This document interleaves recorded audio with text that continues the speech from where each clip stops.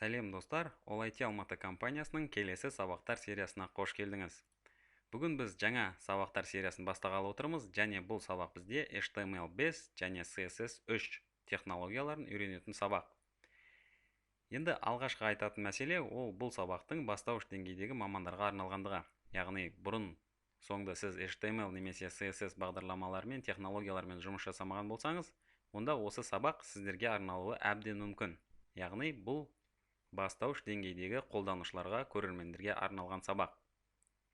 Енді біз бірден сабақты талқылауға және бұл технологиялар не деген сұрақтарға келетін болсақ, онда ең алғашқы көрермендерде қарапайым сұрақ туындауы мүмкін. Яғни HTML және CSS деген не, және бұны не үшін оқу қажет деген қарапайым сұрақ туындауы мүмкін. Әрине, егер де сіз бұл технологиялардың не үшін қажет екенін біліп, сіз осыны оқуға нақтылы бел булсаңыз, онда сізге қош келдіңіз деймін. Яғни сіз дұрыс таңдау жасадыңыз. Бұл технологияның интернет саласында жұмыс жасайтын мамандарға өте қажет технология екендігі және бастауыш деңгейдегі алғашқы қадам басатын технология екендігі белгілі. Енді жаңадан келген болсаңыз, сізге айтарым, онда егер сіз болашақта интернет саласында жұмыс жасайтын болсаңыз, яғни интернетте веб-сайт жасау, сондай-ақ веб-разработчик дейді, яғни веб-девелопер деп атады. Яғни веб-сайт жасайтын адам, веб-парақшаларын әзірлейтін адам, интернет технологиялармен жұмыс жасап, осы контенттерді басқаратын маман.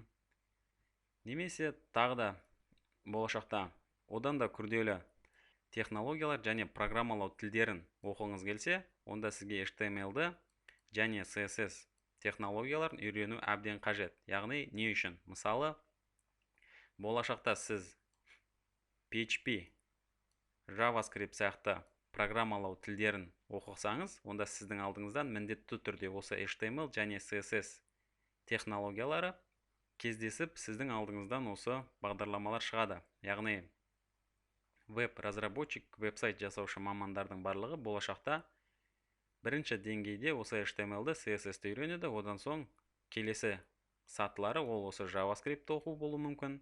Оның ішінде JavaScript-тің jQuery деп аталатын бөлімшесі, одан соң Ajax программалау тілі, одан соң соңында одан да күрделі, мысалы PHP программалау тіліне, одан басқа да программалау тілдеріне ары қарай жылжуы әбден мүмкін. Соның ішінде сіздерде сұрақ туындауы мүмкін, мысалы сайт жасауда қазіргі таңда шығып отырған контентті басқару құралдары, яғни оңай сайт жасауға мүмкіндік беретін контент басқару құралдары бар. Олар өздеріңізге таныс болса, мысалы WordPress, Joomla, Drupal сияқты бағдарламалар.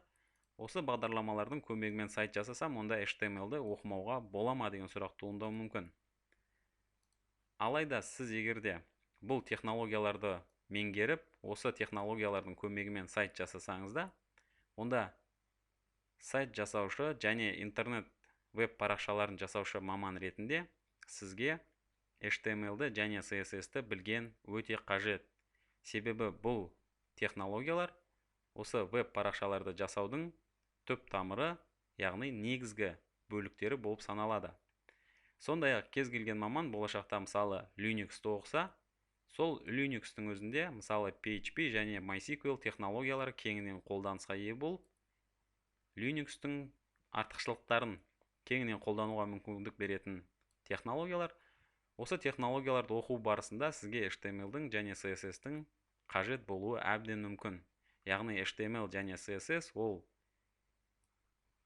веб парақша жасаймын, интернет саласында осы веб-разработчик боламын, немесе контент-менеджер боламын, жалпы сайт жасау саласында жұмыс жасаймын деген мамандарға қажетті технологияның ең бастыларының бірі. Енді сіздерге бұл сұрақ түсінікті болса, онда екінші сұрақ туындауы мүмкін. Маған қандай құралдар қажет болады және менден талап етілетін тәжірибе деңгейі қандай деген. Яғни сіздер егерде осы сабақты соңына дейін қарап, бірге ілесіп сабақтарды орындасаңыз, сіз HTML және CSS-тің негізін түсініп, ары қарай тез меңгеруге және оны болашақта тағы да дамытуға мүмкіндігіңіз бар. Енді сізден талап етілетін бірінші құрал ол осы Windows 7 операциялық жүйесі орнатылған, яғни дербес компьютер, немесе сізде Windows 7, 8, сондай-ақ Vista операциялық жүйелерде орнатылғаны болса болады. Және сізде интернет байланысы болған әрине қажет, себебі сіз кез келген туындаған мәселені немесе кез келген туындаған сұрақтарды қосымша интернеттен қарауға мүмкіндігіңіз бар.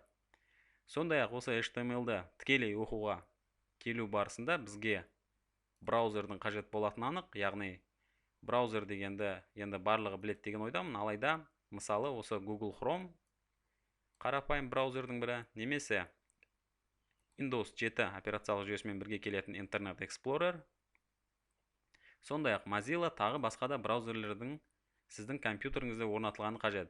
Енді мен Google Chrome'да өзімнің тәжірибелік жұмыстарымда қолданамын, және сіздерге кеңес ретінде мысалы осы Google Chrome'ды қолдануға ұсынар едім.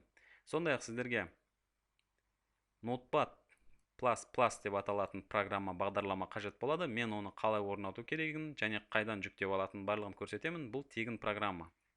Және осы сабақты бірге ілесіп оқу және үйрену үшін сізге белгілі бір деңгейде ағылшын тілі қажет болуы әбден мүмкін. Себебі мен алдыңғы сабақтарда сіздерге айтқандай, сабақтарды түсіндіру барысында мен ағылшын тіліндегі ақпараттарды, мағлұматтарды қолданамын, бірақ қазақ тілінде түсіндіремін. Сондықтан сіздің ағылшын деңгейіңіз орташа деңгейден кішкене төмен, яғни pre-intermediate болса, онда сізге осы сабақты үйренуде және бірге ілесуде оңай болады деген ойдамын.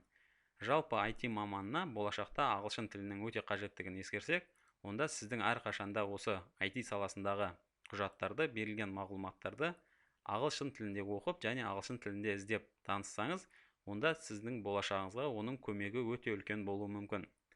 Сондай-ақ сізден талап етілетін бір мәселе, ол сіздің орташа деңгейдегі компьютер қолданушы болуыңыз. Яғни сіз компьютердегі браузерді қолдану, интернеттен белгілі бір мағлұматтарды іздеу, сондай-ақ кішкене теру және басқа да орташа деңгейде компьютер қолданушы болсаңыз, онда сіз осы сабақта толық ілесіп менімен жалғастырады деген үмітім бар. Яғни біз HTML және CSS сабақтарын оқуды бастаймыз, сондықтан кірісеміз. Мен енді қазір осы HTML деген не және CSS деген не, бізге бұл технологиялар не үшін қажет тағы да. Содан соң бізге қажетті бағдарламаларды орнатамыз, солай сабағымызды ары қарай жалғастырамыз. Сондықтан тағы да қош келдіңіздер.